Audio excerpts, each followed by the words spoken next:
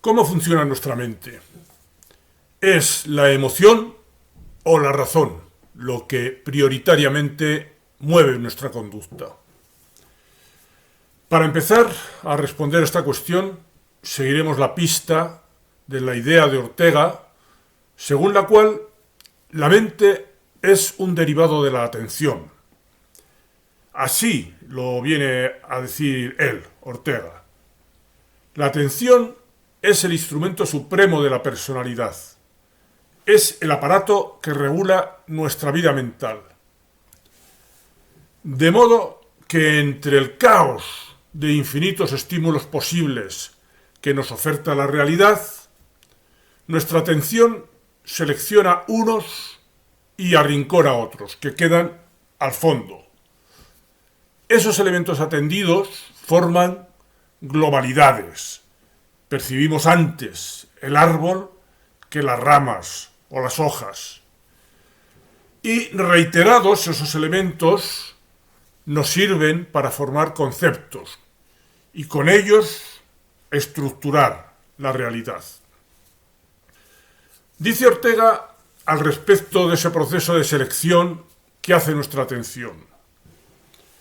Si no hubiera más que un ver pasivo, quedaría reducido el mundo a un caos de puntos luminosos. Pero hay sobre el ver pasivo un ver activo, que interpreta viendo y ve interpretando. Un ver que es mirar. Platón supo hallar para estas visiones que son miradas una palabra divina. Las llamó ideas. Pues bien, la tercera dimensión de la naranja no es más que una idea, y Dios es la última dimensión de la campiña. Es decir, lo que vemos en primera instancia no es una naranja, vemos una mitad de una naranja. Es la idea lo que nos permite entender que hay una tercera dimensión, una naranja completa, que no llegamos a ver. ¿Y cómo se realiza este paso desde el ver pasivo al ver activo? Esta transmutación de lo visto en lo concebido, dice Ortega, se obtiene mediante una actuación mental sencilla.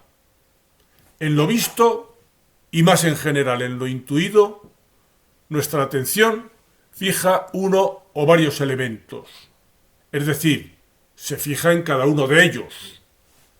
Luego, nuestra mente abstrae de todo lo demás que en lo intuido hay y extrae los elementos fijados, dejando el resto. El concepto es así extracto de la intuición. Las palabras significan esos extractos mentales. Mesa es el logos de innumerables artefactos humanos, muy distintos entre sí, pero que tienen una estructura mínima idéntica, un mismo extracto. ¿Y qué es lo que hace que nuestra atención se fije en unas cosas y relegue el resto a un segundo plano?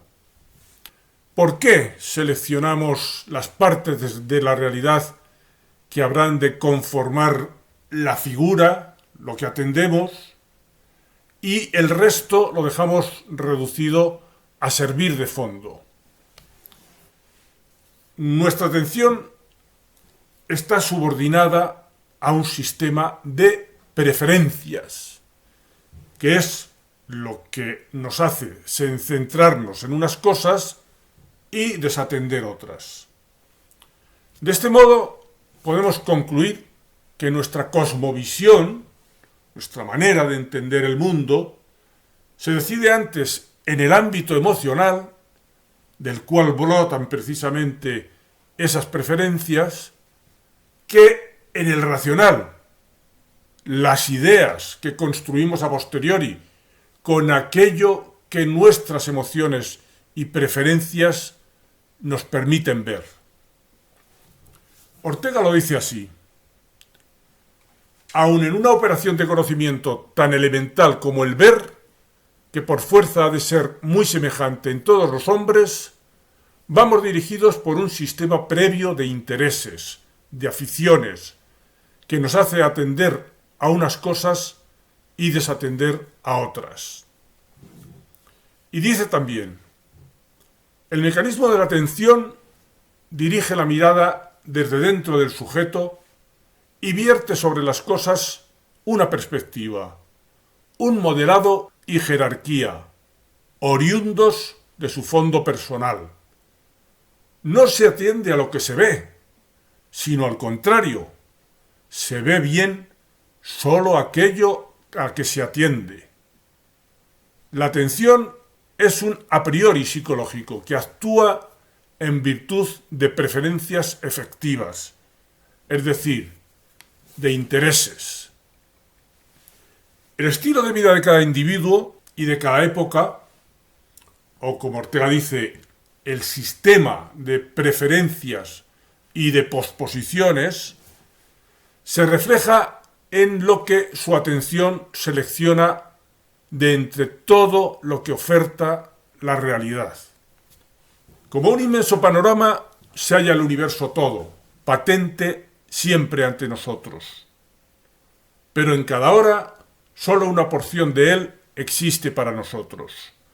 La atención del hombre peregrina como el reflector de un navío sobre el área inmensa de lo real, espumando de ella ahora un trozo, luego otro.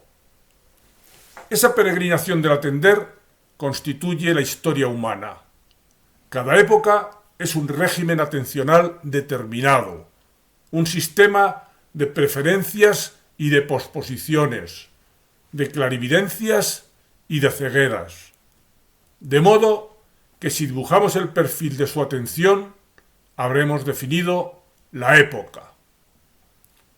De igual manera, la estructura de nuestros recuerdos, incluso el hecho mismo de recordar o no, obedece al estilo de vida de cada cual, al sistema de preferencias y posposiciones, que dice Ortega.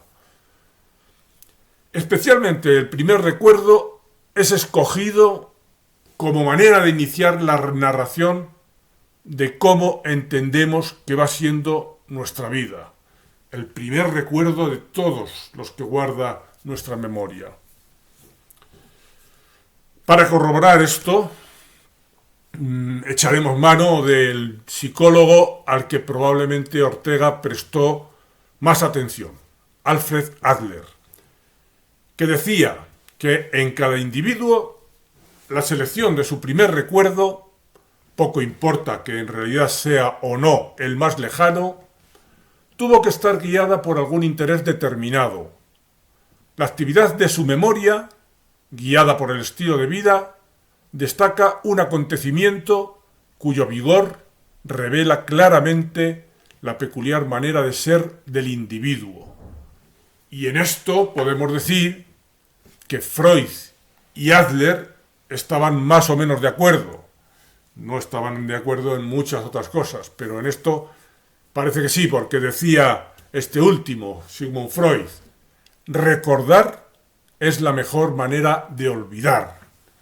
Es decir, que en nuestra manera de recordar va incluido el sesgo que supone aquello que preferimos olvidar. Por todo ello, lo que se recuerda y la manera de hacerlo ha de ser materia de interés prioritario en toda psicoterapia. Mundo este es de la psicoterapia que debiera prestar más atención de la que ha prestado a la filosofía de Ortega. Pero estas reflexiones orteguianas no solo tienen repercusión en el ámbito de la filosofía y la psicología, sino también en el de la historia cultural y la sociología, especialmente las referidas al contorno hispano e hispanoamericano. Porque partiendo del hecho al que nos abocan todas estas reflexiones, es decir, que la atención va movida por nuestra emotividad y que desde esa manera de desenvolverse nuestra emotividad y consiguientemente nuestra atención, montamos nuestra cosmovisión, nuestra manera de entender el mundo y la vida.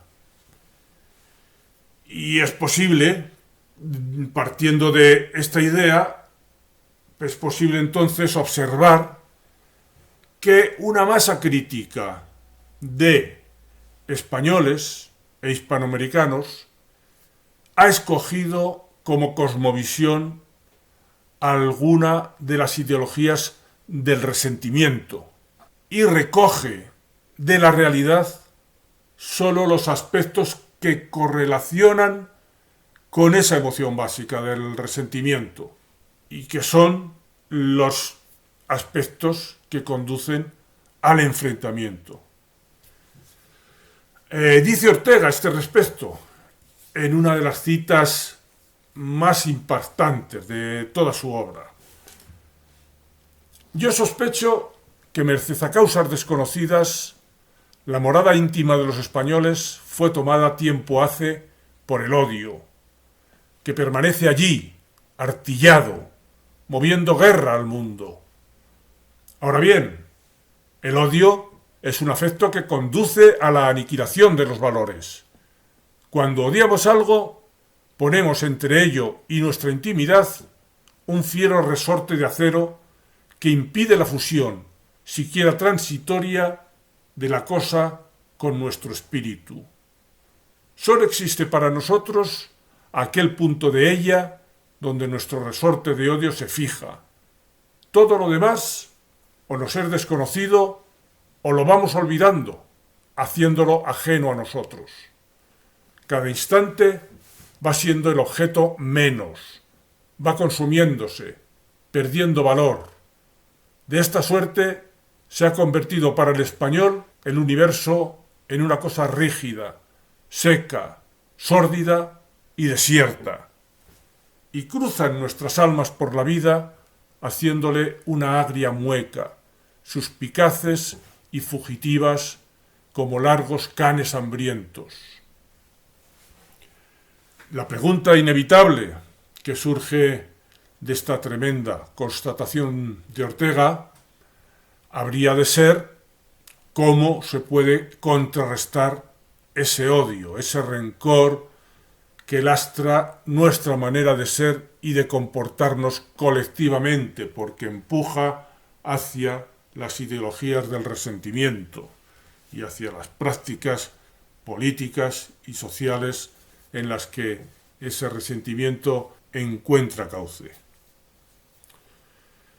Pues bien, Ortega propone como alternativa el modo de pensar y previamente, por tanto, de sentir propio de Cervantes, que según él, según Ortega lo veía, dejó expuesto él de una manera incompletamente desarrollada, como tantas veces ha ocurrido con ideas suyas, desarrollada en su correspondencia con Navarro de Ledesma y con Miguel de Unamuno, según lo cita Helio Carpintero en su libro Ortega Psicólogo. Dice en esas cartas Ortega: la simpatía, esto es, Cervantes, y también El Quijote es el libro más simpático, en sentido científico, del universo. Asimismo, analiza Ortega etimológicamente la palabra simpatía, que procede de sim y patein, consentir, compartir sentimientos. Y en conclusión, comprender, pensar, teoría, es mirar el espectáculo de cada retina y hallar que todos son bellos. Esta es la simpatía cervantina. Es decir, que todas las perspectivas se pueden tener en cuenta, porque todas ellas reflejan un punto de vista sobre la realidad. Y ese tener en cuenta a los demás solo puede llegar a ocurrir cuando la emoción de base, esa emoción que sustenta la atención y esa atención que sustenta la cosmovisión, cuando la emoción de base, digo, es la empatía, o como Ortega dice, simpatía. A los españoles y a los hispanoamericanos nos falta, pues, recorrer ese camino de educación sentimental que llevaría a transitar desde el odio y el rencor tan predominante en gran parte de nuestras poblaciones y que abocan al dogmatismo y al enfrentamiento, transitar desde ahí hasta la empatía, hasta la capacidad de ponerse en el lugar del otro. Bien, hasta aquí este vídeo que me ha llevado desde una visión filosófica y psicológica de cómo funciona la mente humana hasta estas conclusiones sobre nuestro modo de ser tan mejorable en conjunto. Hasta otro vídeo, amigos.